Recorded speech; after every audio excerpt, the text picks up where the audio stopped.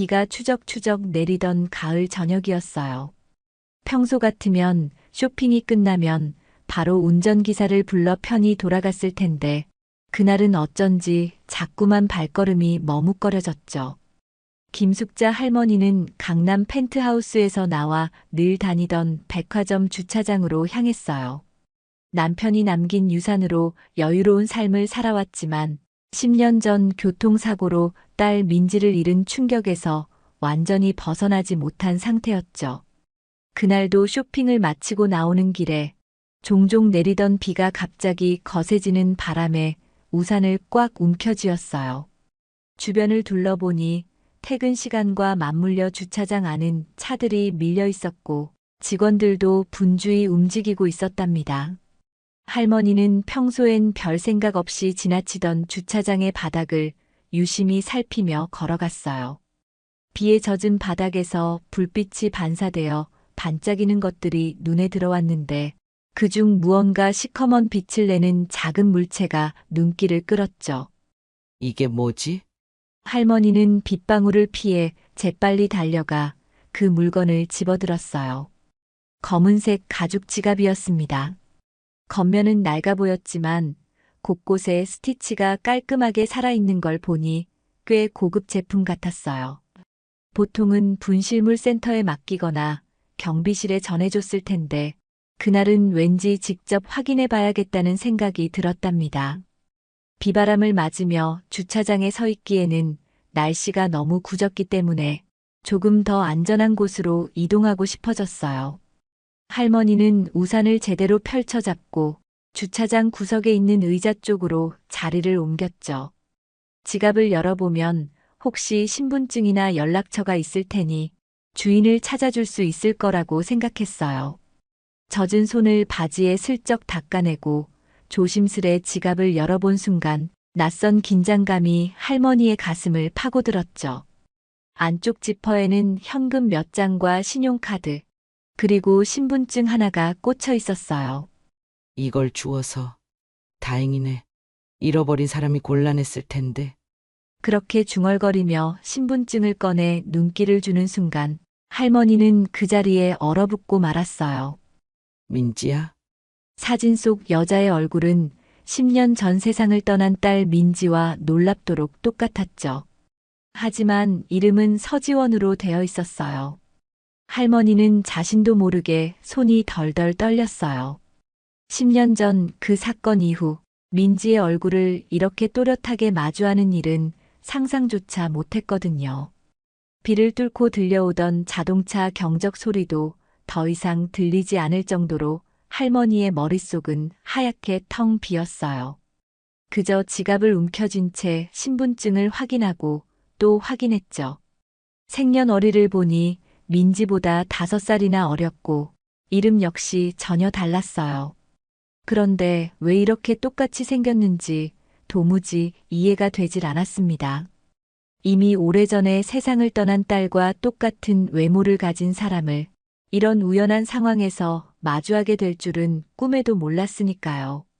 간혹 세상엔 닮은 사람이 3명쯤 있다는 말을 들어본 적은 있지만 이건 그런 단순한 닮음이 아니었어요.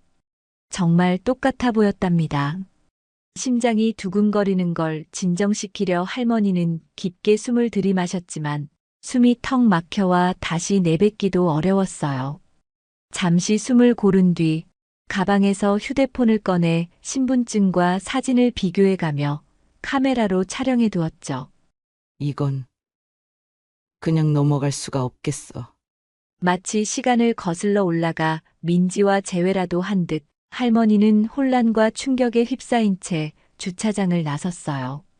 차량이 줄지어 경적을 울리는 와중에도 그녀의 머릿속은 오직 신분증에 찍힌 그 얼굴 생각뿐이었답니다. 집으로 돌아와서도 가슴이 진정되지 않았어요. 빗방울을 피해 집 안으로 들어온 직후 신발을 벗는 것도 있고 한참 동안 서 있었죠. 펜트하우스 거실은 늘 고요했지만 그날은 왠지 유난히 더 적막하게 느껴졌습니다. 할머니는 지갑을 식탁 위에 조심스럽게 올려두고 축축하게 젖은 머리를 쓸어 넘겼어요.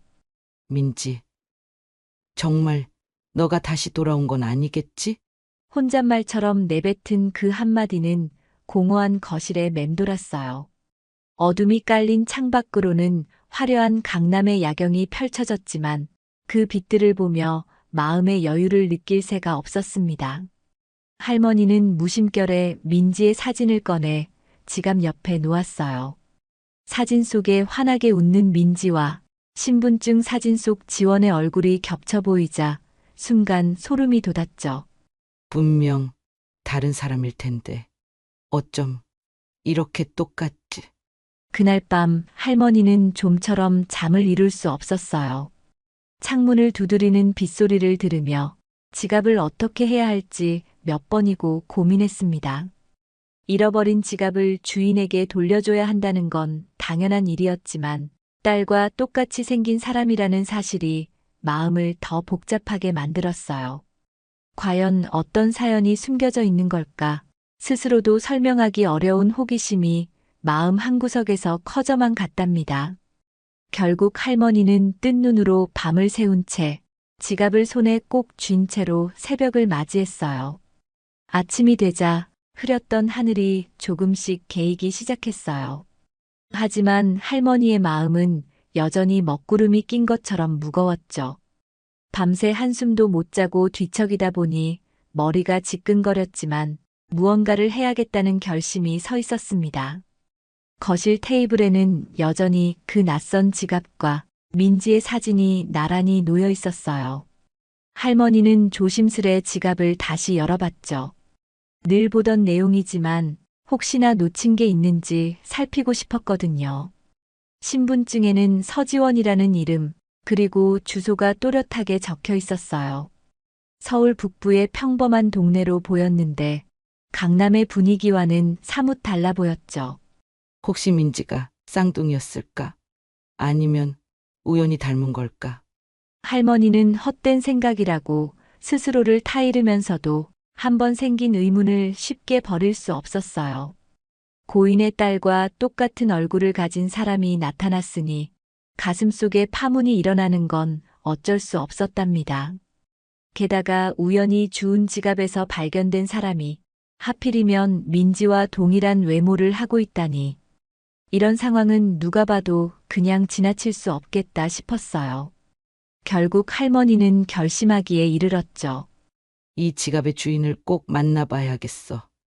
그 목소리는 혼잣말이었지만 의지가 담긴 단호한 톤이 느껴졌어요. 해가 떠오르자 할머니는 급히 옷을 갈아입고 차량을 호출했습니다. 흰색 세단이 펜트하우스 건물 앞에 도착하자 운전기사가 평소처럼 예의를 차리며 문을 열어드렸어요. 할머니는 마치 초조한 사람처럼 급히 차에 올라타더니 운전기사에게 주소를 내밀었죠.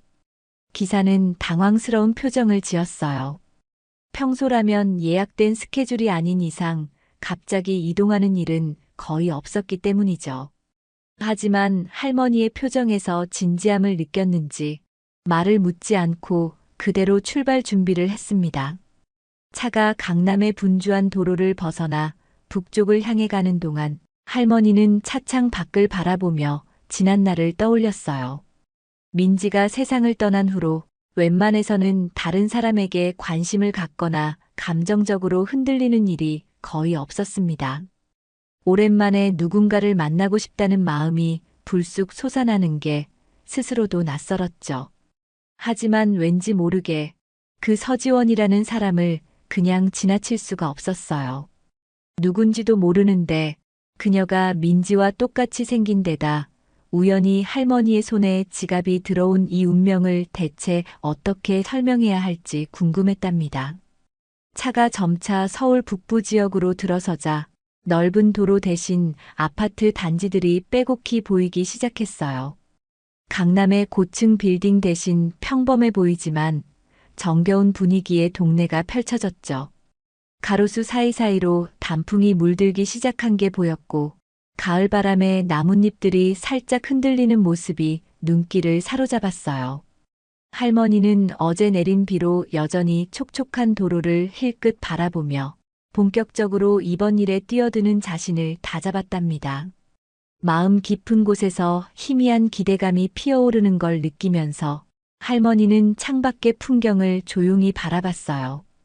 1시간 가까이 걸려 도착한 곳은 서울 북부의 평범한 아파트 단지였어요.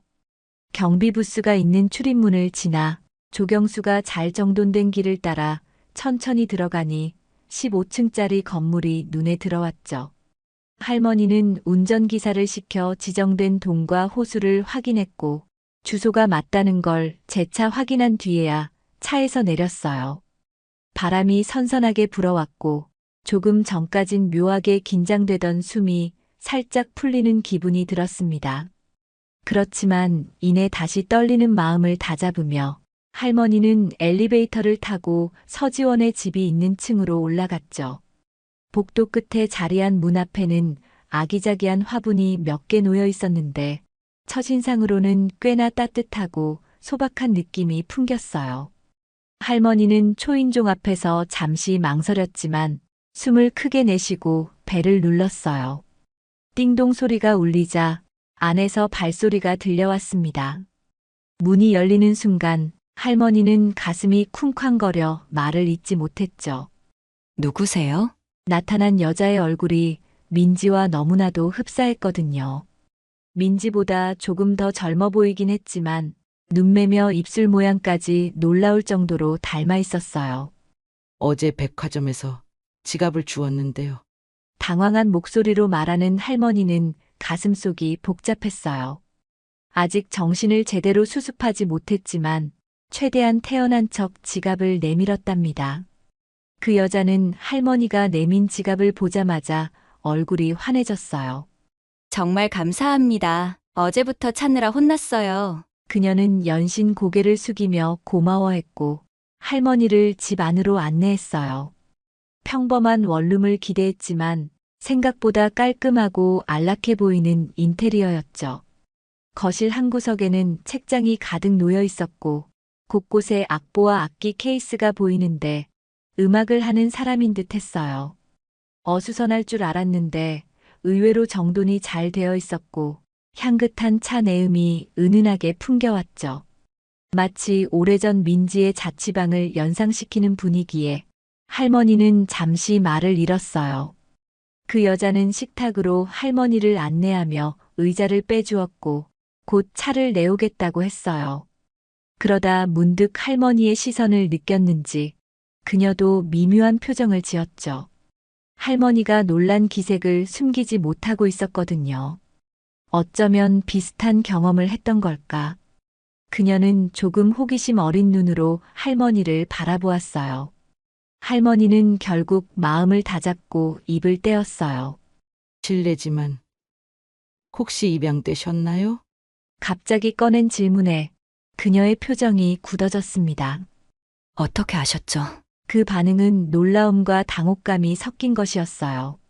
할머니 또한 자신이 너무 직설적이었나 싶어 순간 겸연쩍어졌습니다. 하지만 이미 말을 꺼냈으니 물러설 수 없었어요. 그런 대화를 나누게 될 줄은 몰랐지만 할머니는 그녀가 민지의 얼굴을 하고 있다는 사실만으로 이 질문을 할 수밖에 없었습니다. 서지원이라는 이 낯선 여자는 몇 마디 안 되는 대화에도 민지 특유의 말투와 목소리 톤이 묘하게 겹쳐 보였어요. 할머니는 애써 담담한 표정을 유지하려 애썼지만 눈동자는 떨리고 있었죠. 지원은 부엌 쪽으로 가더니 차를 내오겠다고 했어요. 그녀가 일어서서 걸어가는 모습마저도 민지의 옛 모습을 떠올리게 했죠. 똑같은 키와 체형은 아니었지만 흐트러짐 없이 움직이는 자세가 묘하게 닮아 보였거든요. 할머니는 식탁 앞에 조용히 앉아 집 안 구석구석을 살펴보았어요. 그리 크지 않은 거실이었지만 각종 악기 케이스와 음반이 가지런히 놓여 있어 음악과 함께 살아온 흔적이 곳곳에 배어 있었습니다. 민지 방을 오래전에 정리했을 때 문학책들로 가득 찼던 책장 풍경이 떠올라 잠시 가슴이 뭉클해졌어요. 지원이 따뜻한 차를 내려 식탁에 놓자 향긋한 내음이 거실을 가득 채웠죠. 겉보기에는 단아해 보였지만 자세히 보니 찻잔 가장자리가 조금씩 달아있는 게 눈에 들어왔어요. 아마도 오래전부터 이 찻잔 세트를 써왔거나 누군가가 예전에 물려준 물건일 수도 있겠다는 생각이 들었답니다. 그 작은 디테일 하나에도 왠지 모를 정감이 느껴졌어요. 사실 제가 5살 때 입양되었어요. 지원이 조심스레 말을 꺼냈어요. 처음 보는 사람에게 쉽지 않은 이야기를 꺼내면서 그녀 역시 긴장한 듯 손끝을 살짝 떨고 있었죠. 양부모님은 제가 15살 때 돌아가셨어요. 그 후로는 혼자서 살아왔죠. 지원의 목소리에는 담담함과 쓸쓸함이 함께 묻어나왔어요. 여러 번 꺼냈을 법한 이야기지만 그 과정을 되짚을 때마다 마음 한편이 저려왔을 게 분명했습니다. 할머니는 잠시 손을 모으고 눈을 감았다 떴어요. 민지를 잃은 슬픔과 지금 눈앞에 젊은 여자가 겪었을 상실감이 묘하게 겹치는 느낌이 들었거든요. 하지만 너무 깊이 연민을 드러내거나 조심스레 접근하면 오히려 지원이 부담스러워할까봐 말을 고르는데 신중을 기했습니다. 그렇군요. 어려서부터 많이 힘드셨겠어요. 짧은 말 한마디였지만 할머니는 진심으로 애도와 위로를 전하고 싶었어요. 지원은 찻잔을 살짝 들어 차를 마시더니 마른 입술을 축였어요. 그녀는 고개를 들어 할머니를 바라보았는데 그 시선 속에는 복잡 미묘한 감정이 담겨 있었죠. 입양, 고아, 그리고 외롭고 힘들었던 시간들. 이야기해봤자 달라질 건 없을지라도 이상하게 할머니에게는 솔직히 털어놓고 싶어진 것 같았어요. 친부모님이 누군지, 왜 저를 보낼 수밖에 없었는지 아직까지 아무것도 몰라요. 그래서 가끔은 저 자신조차도 낯설게 느껴집니다. 그 말에 할머니는 자신의 손등을 조심스럽게 쓸어내리며 작게 고개를 끄덕였어요. 사실 제가 딸이 하나 있었어요. 민지라고 부르는 아이인데 벌써 10년 전 세상을 떠났지요. 할머니는 어렵게 꺼낸 말에 가슴이 조금 뻐근해졌어요. 민지 이야기를 할 때마다 느껴지는 그 공허함은 여전히 잊히지 않았거든요. 이상하게도 당신을 보는 순간 민지 생각이 너무 많이 났어요. 목소리도 비슷하고 생김새는 정말 너무 닮았어요. 그 말을 들은 지원은 잔을 잡고 있던 손을 늦추며 미묘한 표정을 지었죠. 누군가와 자신이 꼭 닮았다는 말을 들으면 신기하기 마련이지만 그 사람이 이미 세상을 떠난 이라면 느낌이 달랐어요. 왠지 모를 소름과 함께 묵직한 감정이 조용히 올라왔답니다. 할머니는 조심스럽게 가방에서 지갑을 꺼냈어요. 오래전에 민지 사진을 넣어두었던 자신만의 보물 같은 공간이었죠. 제가 사진 한 장 보여줘도 될까요? 목소리는 떨렸지만 할머니는 손길에 최대한 안정을 싣고 사진을 꺼내어 식탁 위에 살며시 놓았어요. 지원은 숨을 가쁘게 몰아쉬며 사진을 향해 손을 뻗었죠. 사진을 집어든 순간 그녀의 눈이 크게 뜨였어요. 정말 저랑 똑같네요. 지원은 스스로도 믿을 수 없다는 듯이 사진 속 민지의 얼굴을 뚫어지게 바라봤어요. 할머니는 그 표정을 지켜보며 마음이 복잡해졌죠. 슬픔과 그리움, 놀라움과 기대가 한꺼번에 교차하고 있었거든요. 그 순간 두 사람은 서로의 눈을 조용히 마주했어요. 할머니가 느끼는 충격과 지원이 느끼는 혼란이 공기 중에 교차했죠. 아직은 모든 게 베일에 쌓여 있었어요. 하지만 딸을 잃은 할머니와 부모를 모르고 살아온 지원 사이에 묘한 끈이 생겨나고 있다는 느낌이 들었습니다. 분명 우연으로 이어진 만남이라고 하기엔 너무 많은 공통점이 숨어 있을 것 같았어요. 지원은 한동안 사진을 들여다본 뒤 다시 찻잔을 잡았습니다. 차는 이미 온기가 많이 식어 있었지만 그녀는 계속 찻잔 주위를 맴돌았어요. 떠오르는 생각이 많아 정리하기 힘들었던 게 분명했죠. 할머니 역시 말없이 차를 천천히 마시며 상대가 조금이나마 진정될 시간을 주고 싶었습니다. 어느새 한낮이 가까워졌는지 거실 창밖으로는 햇살이 한결 밝게 들어오고 있었어요. 하지만 그 빛을 받으면서도 두 사람의 마음속에는 작은 돌덩이가 내려앉은 듯 무거운 기운이 감돌았답니다. 잠시 후 할머니는 다시 마음을 다잡고 이야기를 꺼냈어요. 민지와 당신이 이렇게 닮은 걸 보고 나도 놀라고 있어요. 혹시 이게 무슨 운명 같은 거라면 우리 함께 뭔가 알아볼 수 있지 않을까요? 그렇게 제안하듯 물으면서도 혹시 지원이 부담스러워할까봐 조심스러웠죠. 하지만 지원은 단호한 표정으로 고개를 들더니 예상 외로 차분하게 대답했어요. 사실 저도 내 친부모님에 대해 언제나 궁금했어요. 그렇지만 여러 차례 시도해봐도 정보를 전혀 찾지 못했거든요. 그 순간 할머니는 슬쩍 가슴이 두근거렸습니다. 마치 잃어버린 조각을 함께 찾아 나서는 동행자를 만난 기분이 들었어요. 두 사람은 그렇게 한참 동안 서로의 이야기를 주고받았어요. 민지가 어떤 아이였는지, 어떤 사고로 세상을 떠났는지, 그리고 지원이 어떻게 자라나 지금의 음악교수 자리에 오르게 되었는지 등등. 서로가 서로에게 궁금한 점이 너무나도 많았거든요. 하지만 그 모든 대화 속에서도 딸과 너무나 흡사한 외모의 낯선 여인을 마주하는 할머니의 심정은 여전히 복잡했어요. 그리고 입양 전의 기억이 거의 없는 지원 역시 혹시라도 민지와 자신이 무언가 특별한 관계가 아닐까 하는 기대를 버리지 못하고 있었죠. 햇살이 조금씩 기울기 시작할 무렵 할머니와 지원은 다시 한번 사진을 함께 들여다보았어요. 어디서부터 어떻게 이야기를 시작해야 할지 답답하기도 했지만 이미 운명의 시계는 돌아가기 시작한 듯 했습니다.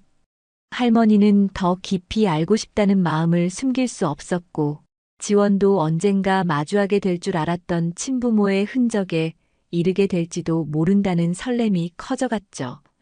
그렇게 하루가 다 지나가 버린 줄도 모르게 두 사람은 함께 시간을 보내며 서로를 더 잘 알기 위한 물밑 작업을 해나갔답니다. 며칠 후 할머니는 다시 한번 지원의 집을 찾았어요. 이번에는 작은 선물도 준비했죠. 깊어가는 가을을 만끽할 겸 은은한 허브티와 몇 가지 다과를 사서 전해주고 싶었거든요. 백화점에서 구매한 우아한 차 세트와 함께 할머니는 의외로 설레는 기분을 느끼며 지원의 아파트로 향했습니다. 어르신, 어디 가시는 건가요?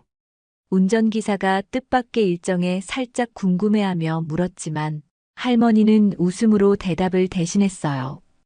왠지 오래된 친구에게 마음이 끌려 방문하는 듯한 기분이 들었거든요. 아파트 입구에 도착하자 지원이 미리 나와 서성이고 있었어요. 서로 전화번호를 교환한 뒤라 미리 시간을 약속했던 것이죠. 저도 어제부터 기다렸어요. 할머니가 오신다고 하니 반가워서요. 지원의 말에 할머니는 기분 좋게 미소 지었어요. 이제야 서로가 조금씩 편해진 듯 했죠. 집 안으로 들어가자 할머니는 깔끔히 정돈된 거실 모습을 다시 한번 흘끗 둘러봤어요. 그 사이 눈에 들어온 건 커다란 책장. 지난번엔 악보들이 주로 눈에 띄었는데 자세히 보니 책들도 다양한 분야로 꽂혀 있었죠. 그 중에는 문학 작품들도 여럿 보였어요. 음악을 전공하신 줄 알았는데 문학책도 즐겨 보시네요. 할머니가 호기심 가득한 목소리로 물었어요. 그러자 지원은 해맑게 웃으며 대답했죠. 이상하게도 저도 문학을 좋아해요. 항상 소설책을 가지고 다니거든요. 이 말은 할머니가 더 놀라게 만들었답니다. 민지 또한 쉬는 시간마다 소설책을 가방에 넣고 다니던 아이였으니까요. 할머니는 고민 끝에 조심스레 운을 뗐어요. 저기, 신뢰가 되지 않는다면 DNA 검사를 받아보시는 게 어떨지요? 이 말이 나오자 지원의 표정이 잠깐 굳었어요. 그녀도 여러 해 동안 친부모를 찾아볼까 하는 마음은 굴뚝 같았지만 그러자면 혹시라도 기대가 실망으로 이어질까 두려웠어요. 그러나 이 상황에서 그냥 넘길 수는 없겠다 싶었죠. 결국 지원은 미간을 살짝 찌푸리다 이내 결심한 듯 고개를 끄덕였습니다. 저도 항상 제 뿌리가 궁금했거든요. 그렇게 두 사람은 곧바로 DNA 검사를 진행하기 위한 절차를 알아보기로 했어요. 병원이나 유전자 분석 기관에 연락해 테스트 방법을 문의했고 필요한 샘플 채취부터 결과를 기다리는데 걸리는 시간까지 구체적으로 확인했죠. 결과가 나오기까지는 2주 정도가 걸린다고 하자 할머니와 지원 모두 알 수 없는 긴장감에 사로잡혔어요. 혹시라도 뜻밖의 결과가 나온다면 어쩌나 하는 걱정과 어쩌면 이 만남이 정말 운명일 수도 있다는 막연한 희망이 뒤섞여 있었답니다. DNA 검사 신청을 마친 뒤 두 사람은 이전보다 더욱 자주 만나게 되었어요. 결과가 나올 때까지는 어쩌면 긴 시간을 무턱대고 기다려야 하니 서로를 알아가는 쪽이 더 생산적이겠다는 생각이 들었거든요. 할머니는 문득 궁금해져서 물어보았어요. 그런데 직업은 음악 교수라고 하셨지요? 혹시 학생들도 가르치시는 건가요? 지원은 고개를 끄덕였어요. 네. 대학에서 전공 수업도 하고 개인 레슨도 맡고 있어요. 가르치는 일이 생각보다 재밌더라고요. 그 말을 들으니 민지가 대학에서 문학을 가르치던 시절의 모습이 자연스럽게 떠올랐죠. 민지도 대학에서 문학을 가르쳤어요. 정말 신기하네요. 이렇게 관심사나 직업마저 닮은 걸 보면 그냥 우연이라고만 보기에. 할머니는 말끝을 흐렸어요. 지원도 호기심 어린 눈빛으로 할머니를 쳐다볼 뿐 더 이상 어떤 해석도 내놓지 않았답니다. 그 뒤로 2주라는 시간 동안 둘은 밥 한 끼를 함께 할 때도 많았고 쇼핑을 가거나 차를 마시는 기회도 자주 만들었어요. 특히 음악과 문학 이야기가 오갈 때면 서로의 취향이 생각보다도 훨씬 비슷해서 깜짝 놀랄 정도였죠. 제가 클래식을 좋아하는데 민지도 그랬나요? 지원이 가볍게 묻자 할머니는 웃으며 대답했어요. 민지는 재즈를 좋아하긴 했어요. 하지만 한 번은 클래식 공연 티켓을 사서 저를 데리고 간 적도 있었답니다. 그날 이후로 클래식에 흥미를 가졌었어요. 이렇듯 사소한 이야기들이 오갈수록 두 사람은 함께하는 시간이 점점 편안해졌고 서로가 주고받는 시선 속에 묘한 유대감이 싹 트는 걸 느꼈어요. 어느 날 지원의 집에서 차를 마시던 중 할머니 눈에 무언가가 띄었죠. 책장 한켠에 꽂힌 낡아 보이는 일기장이었는데 앤티크풍 표지가 희미하게 달아있어 꽤 오래된 물건처럼 보였어요. 할머니는 호기심에 그 일기장으로 시선을 잠시 둔 뒤 곧바로 지원을 쳐다봤어요. 이건 민지의 일기장과 똑같은데. 무심코 새어나온 말에 할머니는 깜짝 놀라 다시 입을 다물었어요. 민지가 생전에 썼던 일기장과 너무 닮아 있어 순간적으로 마음속 이야기가 튀어나온 것이었죠. 지원은 고개를 갸웃하며 그 일기장을 조심스레 꺼냈어요. 이거요? 아, 이 일기장은 입양될 때 제가 가지고 있던 유일한 물건이에요. 지원은 그 일기장을 식탁으로 가지고 와서 마치 어린 시절의 보물 상자를 보여주듯 조심스럽게 펼쳐 보였어요. 군데군데 세월의 흔적이 남아 색이 바랜 종이와 삐뚤빼뚤한 글씨가 뒤섞여 있었죠. 크게 기대한 건 아니지만 할머니는 순간 심장이 빠르게 뛰었습니다. 설마 여기에 어떤 단서라도. 희미한 기대감이 머릿속을 스쳤어요. 떨리는 마음으로 일기장 첫 페이지를 넘긴 할머니는 눈앞에 펼쳐진 글씨체에 눈을 떼지 못했어요. 이 글씨. 그 글씨체가 낯설면서도 익숙했기 때문이었죠. 크게 비뚤어지지 않았지만 독특한 회계 모양이 분명 기억 속 어딘가에 자리 잡고 있었습니다. 첫 페이지 상단에는 이렇게 적혀 있었어요. 사랑하는 지원아, 너가 이 글을 읽을 때쯤이면 넌 이미 커서 나를 기억하지 못할 거야. 하지만 널 포기한 건 결코 내 의지가 아니었다는 걸 알아주길.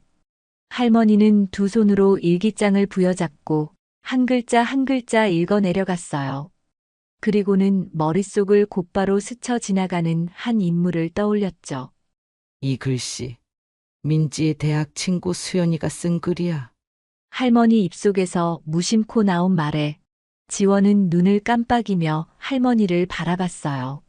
수연이요? 할머니는 고개를 끄덕이며 오래전 기억에 잠긴 듯 낮은 목소리로 말했어요. 민지가 대학 시절 가장 친했던 친구 중 한 명이었죠. 두 사람이 참 각별했는데 무슨 이유에서인지 어느 순간 함께 사라졌었어요. 지원은 눈을 반짝이며 일기장 속 글씨를 살폈어요. 어릴 때는 그저 복잡해 보이는 문장들이라 다 읽지도 못했지만 어느 순간부터 이 글이 자신의 뿌리에 대한 실마리가 될 수도 있겠다는 생각을 하긴 했답니다.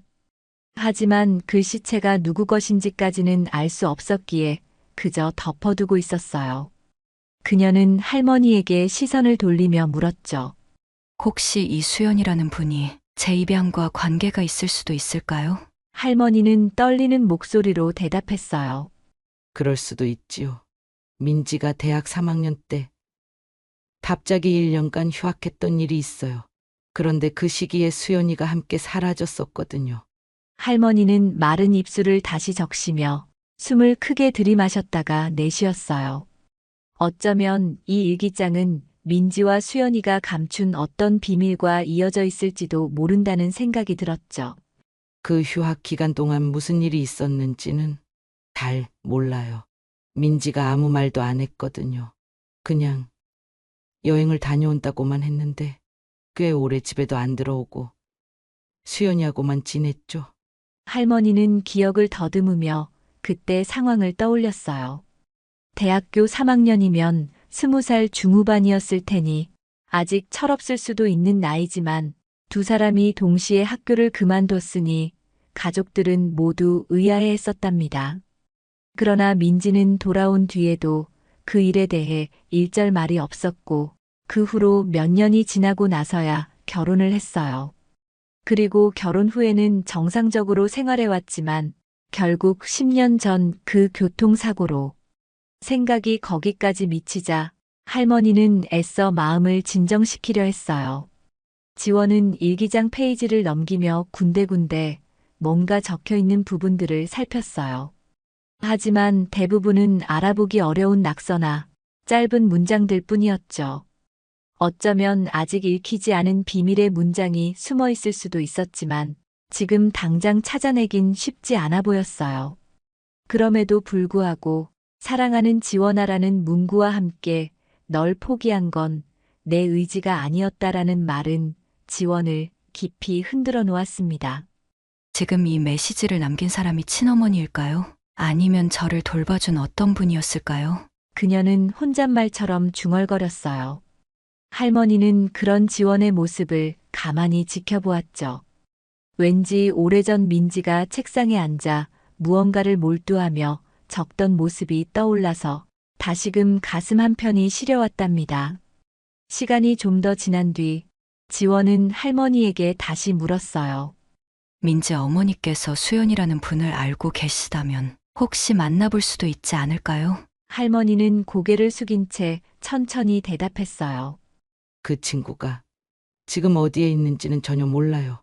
민지가 세상을 떠난 뒤로는 연락할 길이 아예 끊겼거든요. 그러면서 지난날 민지의 죽음 이후 주변 인맥 정리를 하며 모두와 서서히 멀어졌던 시간들을 떠올렸어요. 바로 그때 설마 너가라는 말이 할머니의 입에서 튀어나왔죠. 뭔가 직감적으로 느껴지는 게 있었지만 아직 확신이 없었기 때문이었어요.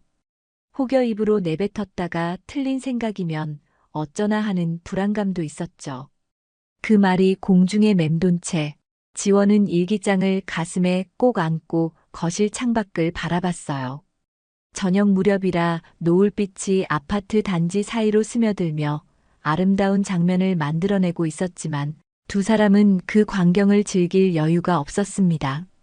왠지 이 일기장 속에 남겨진 글씨들이 두 사람에게 무엇을 말해주려는 건지 그 진실의 문턱에 서 있다는 예감이 들었거든요. 그리고 어쩌면 곧 밝혀질지도 모를 놀라운 사실들에 대한 두려움이 마음 한구석에 자리 잡고 있었어요.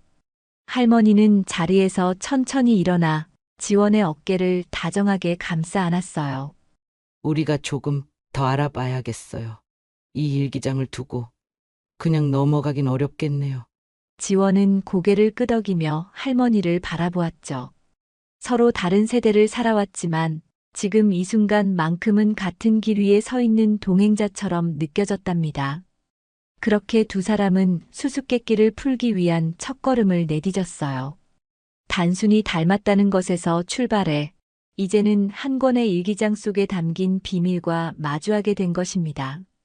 입양과 대학 시절의 휴학, 수연이라는 인물, 그리고 민지의 흔적까지. 이 모든 퍼즐 조각들이 어떻게 이어질지 알 수 없었지만 분명 두 사람 모두 뒤로 물러설 수는 없었어요. 할머니는 마지막으로 일기장을 쓰다듬으며 미처 다 읽지 못한 페이지들이 전해줄 진실이 무엇일지 생각에 잠겼어요. 지원 역시 입술을 꾹 다문 채 가슴 속에서 알 수 없는 불안과 기대가 동시에 치솟는 걸 느꼈답니다. 창문 밖 저물어가는 노을은 어딘가 슬프면서도 아름다운 분위기를 자아냈고 바람은 서늘하게 불어오기 시작했어요.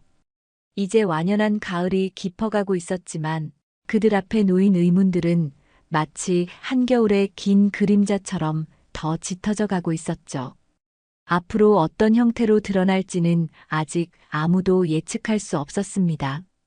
DNA 검사 결과가 나오는 날, 김숙자 할머니와 서지원은 아침부터 어딘가 어색하게 서로를 바라보았어요. 말은 하지 않아도 둘 다 마음이 온통 복잡하고 긴장된 상태였죠. 기다리는 2주라는 시간이 이렇게 길 줄은 몰랐습니다. 서로 격려한다며 대화도 자주 했지만 막상 결과 앞에서는 자꾸만 가슴이 두근거렸어요.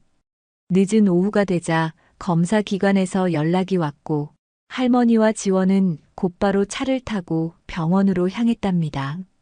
접수 데스크에 이름을 말하자 직원이 서류가 든 봉투를 건네주었어요. 봉투를 손에 쥔 채 병원 복도 벤치에 나란히 앉았는데 어찌된 일인지 쉽게 뜯을 수가 없었죠. 서로 눈치를 보다가 겨우 용기를 낸 지원이 살짝 봉투를 열었어요. 안에는 몇 장의 서류와 그래프가 담겨 있었어요. 그리고 결론부에 적힌 단 몇 줄의 문장이 두 사람을 멍하니 만들었죠. 직계 모녀 관계로 볼 수 없음. 가까운 혈연 관계로 추정됨. 지원은 서류를 쥔 손이 가늘게 떨리는 걸 느꼈어요.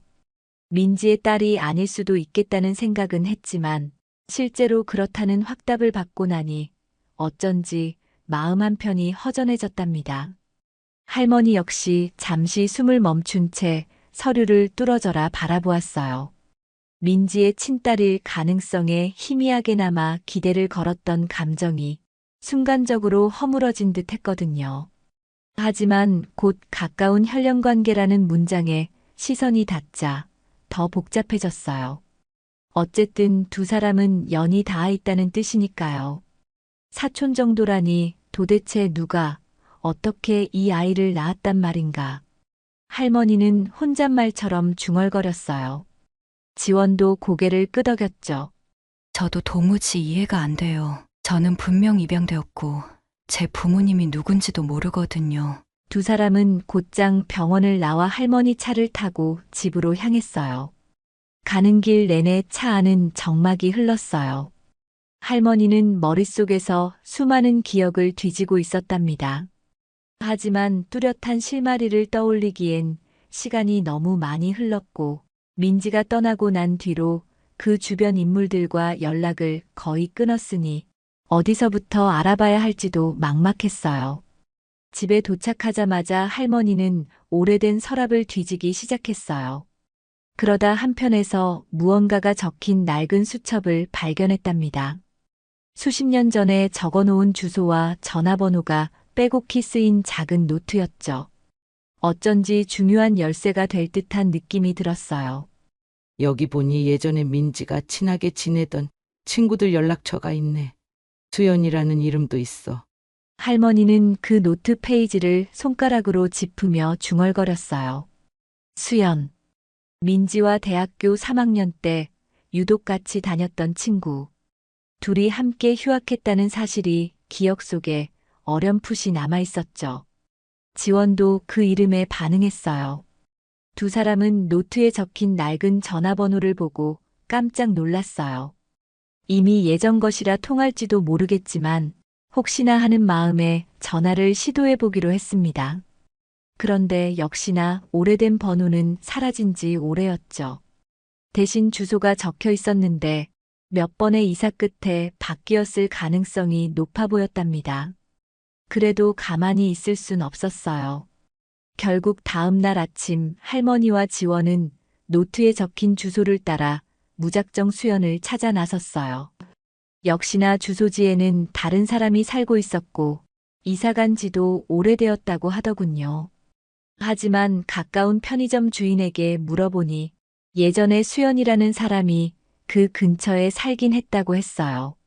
정확한 새 주소는 모르지만 다른 동네로 이사 갔다는 이야기만 얼핏 들었다며 고개를 갸웃했죠. 할머니는 포기하지 않고 민지와 수연이 함께 다녔던 대학교 동문 카페나 커뮤니티를 수소문해 보기로 했어요. 컴퓨터를 잘 다루지 못했지만 지원이 도와줘서 여러 사람에게 메시지를 보내보고 과거 사진도 뒤져봤죠. 며칠 동안 수십 통의 연락을 시도했는데 뜻밖의 한 사람이 수연 선배를 아는 것 같다며 답장을 보내왔어요. 그 사람은 대학원 동기가 모임에서 수연이의 근황을 들었다고 했고 연락처는 주지 못하지만 과거 수연이 부모님 댁 주소가 그나마 유일하게 남아있다고 얘기해 주었답니다. 그리고 우여곡절 끝에 마침내 수연의 부모가 예전에 살던 곳을 알게 되었어요. 옛날 주소지만 혹시 아직도 거기 계실 수도 있지 않겠어? 할머니는 그렇게 스스로에게 말하며 택시를 잡아탔어요. 지원도 곁에서 아무 말 없이 긴장된 표정으로 할머니 손을 꼭 잡고 있었죠. 이렇게 기나긴 수소문 끝에 찾아간 곳은 서울 변두리의 오래된 주택가였어요. 낡은 담장과 오래된 철문이 세월의 흔적을 고스란히 품고 있었어요. 여기가 맞는지 잘 모르겠구나. 할머니는 작은 목소리로 중얼거렸고 지원도 묵묵히 골목 구석구석을 살폈어요. 안쪽 골목으로 들어가자 가게들이 드문드문 있는 조용한 주택가 풍경이 펼쳐졌죠. 지나가는 동네 주민 몇 명에게 혹시 수연 어머니를 아느냐 물었는데 대부분 모르겠다고 고개를 저었어요. 포기하려는 찰나 슈퍼마켓에서 물건을 정리하던 아주머니가 손가락으로 지목해 주었어요. 저기 끝집에 사시는 분이 아마 그분일 거예요. 두 사람은 숨을 고르며 조심스럽게 그 집 초인종을 눌렀죠. 잠시 후 인기척이 들리더니 문이 살짝 열렸어요. 흰 머리의 노년 여성 한 분이 조심스레 고개를 내밀었는데 할머니는 한눈에 직감했답니다. 아, 혹시 수연이 어머니 되시는 분인가요? 그 노년 여성은 눈살을 찌푸리며 낯선 얼굴들을 바라보다가 할머니 얼굴을 자세히 보곤 작게 탄식을 뱉었어요. 혹시 민지 엄마 아니세요? 이것만으로도 할머니는 가슴이 쿵 내려앉았어요. 눈앞에 있는 분이 정말 오래전에 봤던 그 얼굴이라면 제대로 찾아온 게 분명하죠. 수연 어머니는 문을 활짝 열며 너무 오래전 일이라 반가움과 당혹스러움이 섞인 표정으로 손님들을 맞이했어요. 어떻게 오셨어요? 민지가 떠난 뒤로 한 번도 못 봤는데. 거실로 안내받아 자리에 앉은 할머니는 들고 온 가방을 꼭 쥔 채 조용히 숨을 고르다가 불안한 마음을 애써 달래며 이야기를 꺼냈어요. 사실 제 딸 민지와 너무 닮은 아이를 만났는데 DNA 결과가 사촌 정도라고 나왔지 뭐예요. 저 아이가 바로 서지원이라고 해요. 그러면서 지원을 소개했죠. 지원이는 자기 뿌리를 전혀 모르고 살았어요. 민지와 얼마나 닮았는지. 혹시 무슨 사연이 있나 해서 수연이를 찾아봐야겠다고 결심했죠. 수연 어머니는 놀란 눈으로 지원을 바라보다가 메마른 목소리로 할머니에게 되물었어요. 지원이가 민지하고 사촌 관계일 수도 있다는 말씀이신가요? 할머니는 작게 고개를 끄덕였어요. 그러자 수연 어머니의 표정에 한순간 어둠이 드리우더니 한숨을 내쉬며 서랍장 어딘가를 뒤적이기 시작했어요. 곧 오래된 서류 몇 장을 꺼내 놓았는데 그 안에는 예전에 민지와 수연이 함께 처리했던 문서들이었죠. 이게 뭐냐면 민지 아버지 쪽에 얽힌 문제였어요. 어느 날 갑자기 민지하고 수연이가 둘이서만 긴 이야기를 나누더니 한참 동안 학교도 쉬고 이리저리 다녔죠. 알고 봤더니 민지 아버지에게 숨겨진 가족이 있었다고. 정확히는 민지 할아버지 때부터 이어진 뿌리가 좀 복잡했어요. 알고 보니 할아버지의 다른 자녀가 더 있었다네요. 할머니는 자신도 모르게 입술을 깨물었어요. 남편이 살아있을 때 이런 이야기를 전혀 들은 적이 없었거든요. 수연 어머니는 가만히 시선을 바닥에 떨어뜨린 채 말을 이었어요. 민지는 그 사실을 알게 되자 자기와 피가 이어진 가족이 더 있다는 걸 알고 충격을 받았어요. 수연이도 같이 그 문제에 휘말렸죠. 결국 두 사람이 휴학까지 한 건 그쪽 가족을 찾아다니며 뭔가 정리하려고 했기 때문이에요. 그 이야기를 듣던 지원의 눈이 흔들렸어요. 민지와 수연이 남몰래 휴학했던 이유가 출생의 비밀과 관련이 있었다니.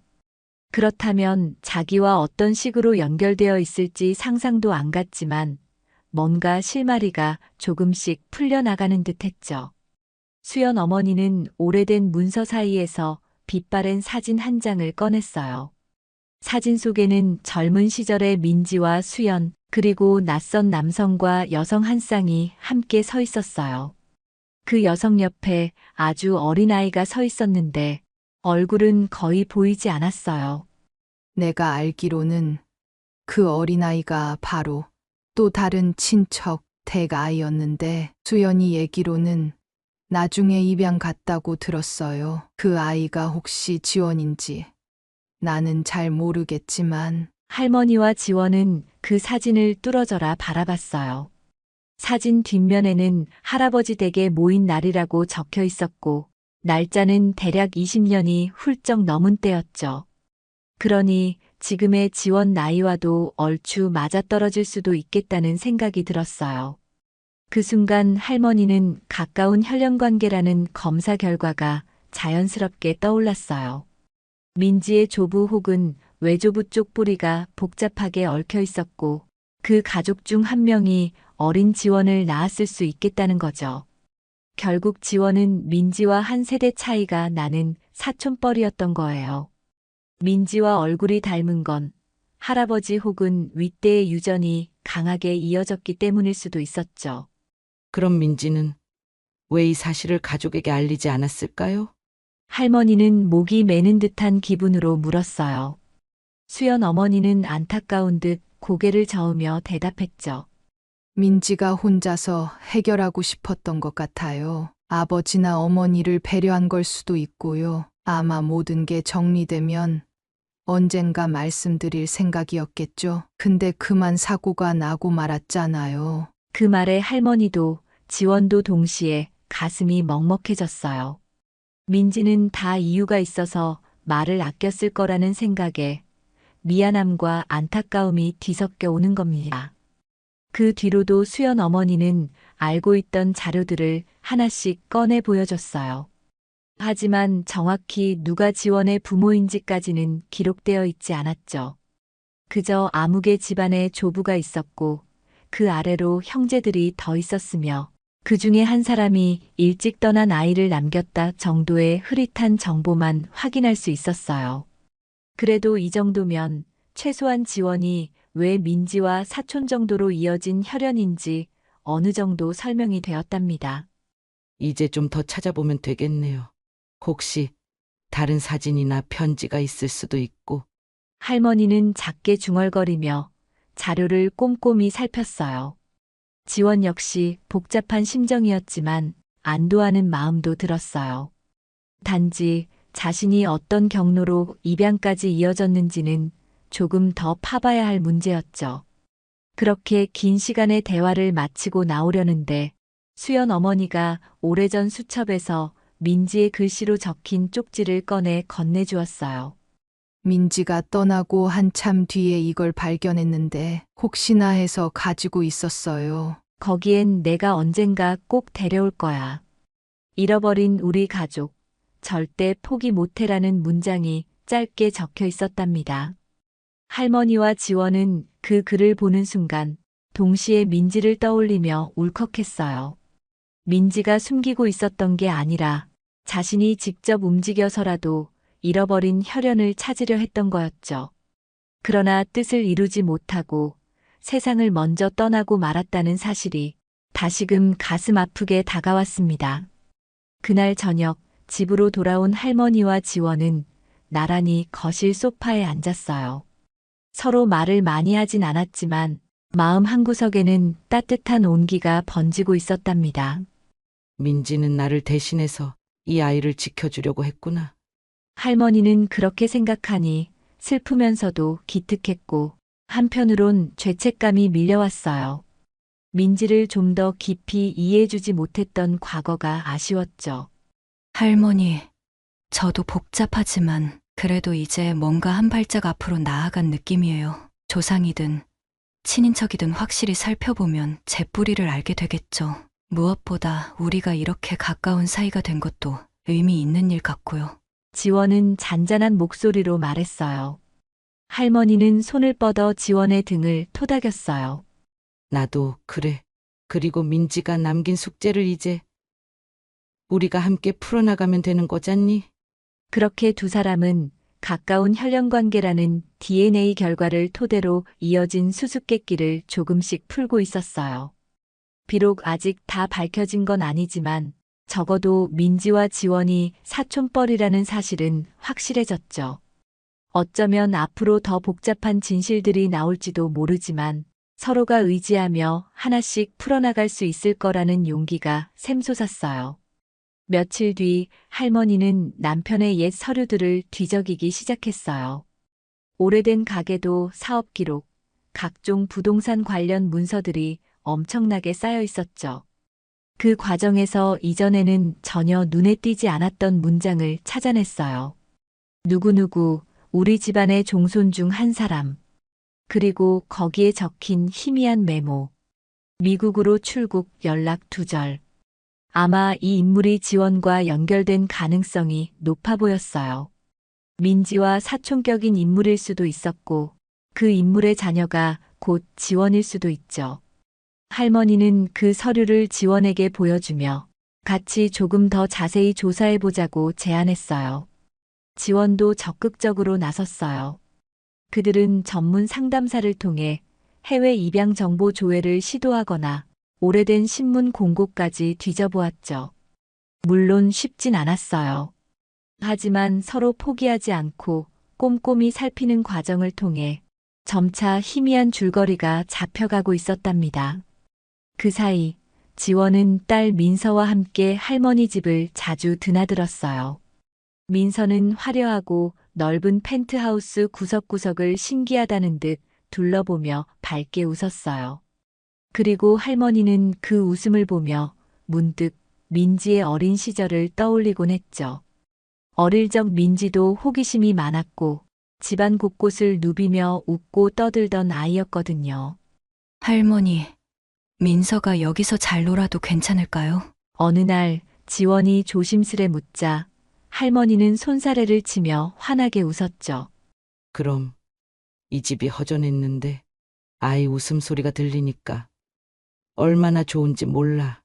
나도 준비해둔 간식이 많으니 마음껏 놀게 하렴.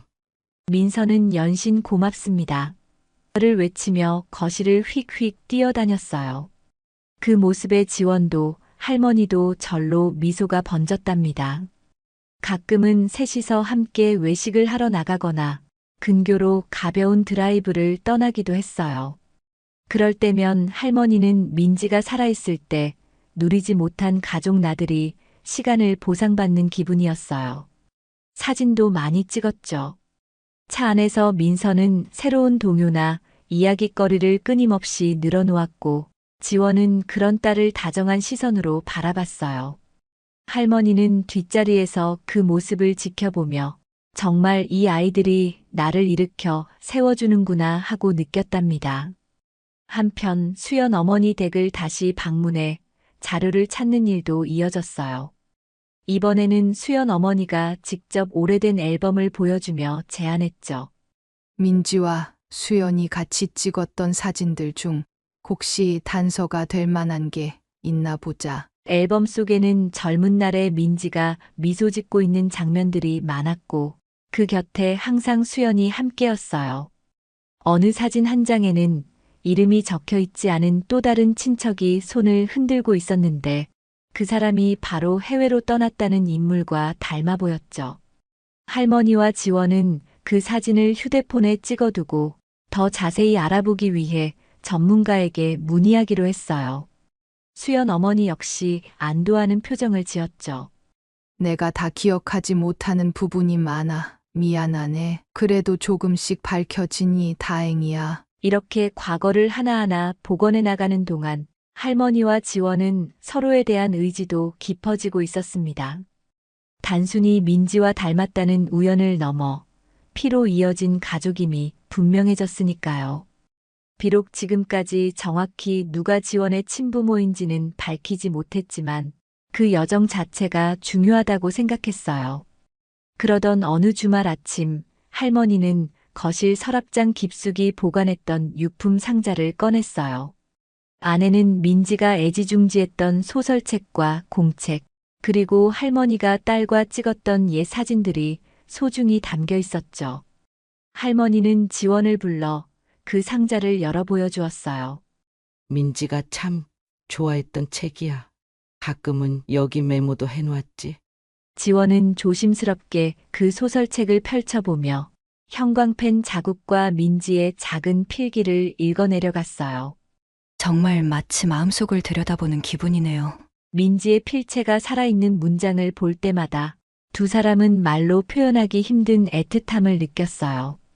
민지가 왜 이렇게 침묵을 지켰는지, 얼마나 외로웠는지 이제야 조금 알 것 같구나. 할머니 목소리가 살짝 떨렸어요. 하지만 이내 한숨을 내쉬고는 굳은 결심을 다지는 눈빛으로 지원을 바라봤답니다. 그래도 우리 민지가 못다한 일을 이어가야 하지 않겠니? 잃어버린 인연들을 찾아서 함께하고 이렇게 좋은 일도 나누고. 지원은 손에 든 책을 꼭 쥔 채 고개를 끄덕였어요. 네, 저도 그러고 싶어요. 그 후로도 여러 차례 수소문과 서류 조사, 주변 인맥을 더듬는 일이 이어졌어요. 동시에 할머니와 지원은 작은 일상 속에서 서로를 새로운 가족으로 받아들이는 시간을 보냈죠. 민서는 할머니 집에 점점 익숙해졌고, 할머니는 의뢰해둔 정원사에게 부탁해 아이가 뛰어놀 만한 작은 화단도 꾸며주었어요. 가끔 지원이 대학 수업을 마치고 오는 길에 민서를 데리고 오면 셋이 함께 저녁 식사를 하고 이야기를 나누곤 했답니다. 어느 날 저녁 할머니는 민지의 사진을 보고 있다가 혼잣말처럼 중얼거렸어요. 이제 민지의 빈자리가 완전히 채워지는 건 아니겠지만 그래도 더 이상 외롭지는 않구나. 거실에서 장난감을 정리하던 민서가 고개를 들며 밝게 웃었어요. 할머니, 우리랑 계속 같이 놀아요. 그 한마디에 할머니는 울컥하는 감정을 느꼈죠. 마치 민지가 아이 시절로 돌아와 말을 걸어준 것처럼 벅찬 기분이 들었어요. 지원 역시 그런 모습을 곁에서 지켜보며 자신이 새롭게 얻게 된 가족이라는 울타리에 안도감과 설렘을 동시에 느꼈습니다. 저도 앞으로 자주 놀러 올게요. 할머니가 허락하신다면 제가 가진 음악 자료들도 이곳에 놔두고 같이 들어볼까요? 그러자 할머니는 쾌활하게 고개를 끄덕였어요. 그럼 이 집은 이젠 우리 가족 공간이지. 편할 대로 해도 돼. 그날 밤 지원이 민서를 데리고 돌아간 뒤 할머니는 소파에 홀로 앉아 조용히 창밖을 바라봤어요. 강남의 야경이 여전히 화려하게 펼쳐졌지만 이제 그 불빛이 예전처럼 공허하지 않았죠. 문득 서랍 속에서 민지가 남긴 편지를 하나 발견했을 때가 기억났어요. 편지에는 내가 세상을 떠나더라도 언젠가는 이 가족에게 또 다른 기쁨이 찾아올 거라 믿어요라는 구절이 있었죠. 할머니는 그때는 이 말이 무슨 뜻인지 잘 몰랐는데 지금쯤이면 민지가 예고했던 그 기쁨이 바로 지원과 민서가 아닌가 생각했어요. 며칠 뒤 할머니는 결심을 굳혔는지 운전기사를 시켜 법률사무소를 찾아갔어요. 재산과 관련된 문제들, 혹시라도 지원과 민서가 불이익을 당하지 않도록 미리 조치해 두려 했거든요. 비록 직접적인 모녀 관계가 아니라 해도 사촌지간이든 어떤 형태든 이미 마음으로는 내 가족이라고 여겼으니까요. 담당 변호사는 상황을 듣더니 충분히 가능한 일이라며 구체적인 절차를 알려줬어요. 할머니는 그 서류를 차분히 검토한 뒤 펜을 들어 사인을 하고 도장을 찍었답니다. 이러면 혹여 제가 어떻게 되더라도 저 아이들이 걱정할 필요 없겠지? 거래처 담당자가 고개를 끄덕이며 말했어요. 네. 저희가 최대한 잘 진행해 드리겠습니다. 할머니는 마음이 조금 후련해진 표정으로 사무실을 나섰죠. 바람이 선선한 가을 기운을 머금고 있었고 하늘은 맑게 갠 상태였어요. 어쩐지 숨 쉬는 것마저 가볍게 느껴지는 순간이었답니다. 그날 저녁 할머니는 지원과 민서가 찾아오자 환하게 웃으며 간단한 축하 파티를 열었어요. 오늘이 무슨 날인지 궁금하지 않니? 무슨 날인데요? 민서는 큰 눈을 깜빡이며 물었고 지원도 고개를 갸웃했죠. 할머니는 아이스크림 케이크를 건네주며 작게 웃었어요. 우리 가족이 앞으로도 더욱 끈끈해질 날이니까 기념 삼아 이렇게 해봤지. 민지도 아마 기뻐할 거야. 지원은 그 말에 살포시 눈시울을 붉혔어요. 민지가 떠났지만 그가 남겨준 인연은 살아있고 이제는 훨씬 단단해지고 있는 기분이 들었거든요. 파티가 끝나고 민서가 거실 한 구석에서 곤히 잠든 사이 지원은 살짝 할머니에게 다가가 작게 속삭였어요. 할머니, 정말 감사해요. 저 같은 사람을 이렇게 받아주셔서. 할머니는 따뜻한 눈길로 지원을 바라보며 고개를 저었어요. 오히려 내가 고마워. 민지가 남긴 가장 소중한 선물을 이렇게 만날 수 있었어. 우리 이제 또 다른 걸 찾아봐야겠지? 너가 누군지, 어떤 역사를 이어받았는지, 그게 다 밝혀지면 더 좋을 거야. 지원은 그 말에 살며시 미소 지었어요. 그러면 저도 부끄럽지 않도록 열심히 살아갈게요. 두 사람 사이의 대화는 길지 않았지만 그 속에는 깊은 유대감이 담겨 있었답니다. 다음 날 아침 할머니는 여느 때처럼 창문을 활짝 열고 환기를 시키며 스스로에게 말했어요. 민지야, 너 참 대단한 아이로구나. 결국 내 덕분에 내가 이렇게 다시 웃을 수 있게 되었어. 창밖으로 불어오는 가을바람이 그 목소리를 살포시 감싸는 듯 했어요. 이제 할머니의 일상은 민지의 빈자리를 아쉬워하면서도 동시에 지원과 민서라는 새로운 가족과 함께하는 미래를 꿈꾸는 날들로 채워져 가고 있었죠. 어쩌면 이 모든 건 작은 지갑 하나에서 시작되었어요. 바닥에 떨어져 있던 검은색 가죽 지갑을 우연히 주운 건 정말 사소한 사건이었죠. 하지만 그 지갑이 30년 가까이 묻혀있던 복잡한 인연을 끄집어내고 서로를 만날 용기를 주었어요. DNA 검사를 통해 알게 된 사촌이라는 혈연, 그리고 여러 시도를 거쳐 알아낸 과거 가정사의 단편대, 그리고 그 끝에서 찾아온 새 가족의 형태. 모든 게 운명처럼 이어졌다고 할 수밖에 없었답니다. 언제나처럼 밤이 찾아오고 도시의 불빛이 창밖에서 반짝이는 시간이 되었어요. 할머니는 소파에 앉아 조용히 민지의 사진을 꺼냈어요. 사진 속 민지는 밝은 미소로 어딘가를 바라보고 있었죠. 할머니는 그 미소를 향해 속삭였어요. 고맙다. 민지야, 내가 정말 소중한 인연을 되찾았단다. 너도 그곳에서 지켜보고 있겠지? 그 말이 허공에 머물렀지만 어딘가에서 민지가 미소로 대답해 줄 것만 같았어요. 바닥에 떨어진 작은 지갑 하나에서 출발한 기나긴 이야기가 이렇게 새로운 가족의 모습을 완성해 가고 있었거든요. 아직 남은 퍼즐 조각이 있다 해도 이제 할머니와 지원은 뒤로 물러서지 않을 거예요. 함께 손을 잡고 민지의 흔적을 찾아 나아갈 테니까요. 그리고 그 길 끝에 어떤 진실이 펼쳐지든 이들은 이미 서로에게 가장 든든한 버팀목이 되어줄 운명이니까요. 그렇게 밤이 깊어가자 거실에 깔린 조명 아래서 민지의 사진은 한결 따뜻한 표정을 머금은 듯 보였어요. 할머니는 창문 너머로 불어오는 가을 바람을 느끼며 다시 한번 속삭였답니다.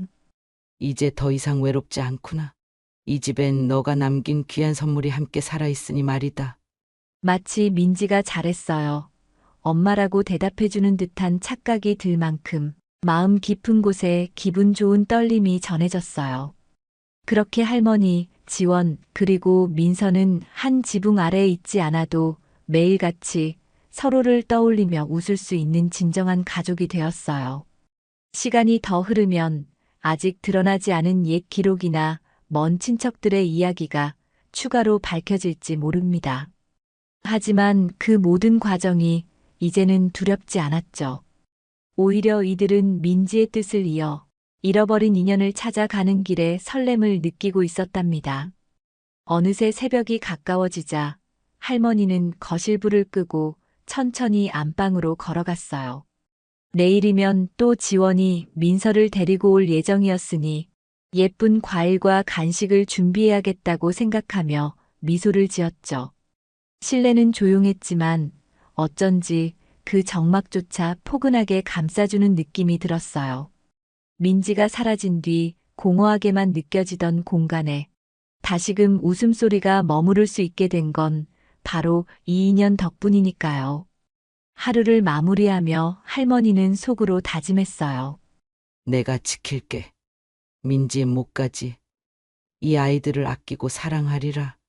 그 약속은 아무도 듣지 못했지만 깊은 마음에서 우러나오는 다짐이었기에 더욱 소중했답니다. 그리고 먼 어딘가 아마도 민지도 그 약속을 듣고 미소를 지어주었을 거예요. 그렇게 백만장자 할머니의 지갑으로 시작된 사건은 서로를 잇는 끈이 되어 한층 더 견고한 새로운 가족을 탄생시켰어요. 과거의 슬픔이나 상처는 완전히 사라지지 않겠지만 그 상처 위로 새롭게 피어난 꽃처럼 이들의 일상엔 밝은 빛이 깃들기 시작했죠. 가을은 깊어가고 바람은 차가워져도 할머니와 지원 그리고 민서가 함께 만드는 이 가족의 이야기만은 따뜻하게 이어지고 있습니다.